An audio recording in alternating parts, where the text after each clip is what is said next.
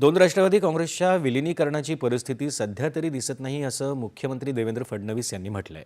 एका खासगी वाहिनीला दिलेल्या मुलाखतीत ते बोलत होते। राष्ट्रवादी शरद पवार पक्षाला रालोआमध्ये घेण्याचा कोणताही प्रस्ताव सध्या नाही असंही त्यांनी स्पष्ट केलं। मात्र गेल्या काही वर्षात राज्यात सातत्यानं बदललेली राजकीय समीकरणं लक्षात घेता काहीही निश्चित विधान करता येणार नाही असं ते म्हणाले। दरम्यान दोन्ही राष्ट्रवादी एकत्र येणार आहेत का असं सुप्रिया सुळे यांना विचारलं असता त्यांनी राजकारणात कोणीही कायम कोणाचं शत्रू किंवा मित्र नसतं असं उत्तर दिलं।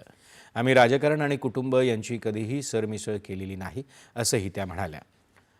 अजित पवार यांनीही या प्रश्नावर उत्तर देताना अशाच आशयाचं उत्तर देत पुण्यातल्या युतीमुळे कार्यकर्ते समाधानी असल्याचं सूचक विधान केलं होतं। शिवसेना नेते उपमुख्यमंत्री एकनाथ शिंदे आज पुण्यात कात्रजमध्ये जाहीर सभा घेतली। पुण्याला आता विकासाचं अमृत पाजावं लागेल, विकास हाच आमचा अजेंडा आहे असं ते म्हणाले। विकासाचा अजेंडा राबवून आम्ही सर्वसामान्यांच्या जीवनात बदल घडवले आहेत असं त्यांनी सांगितलं।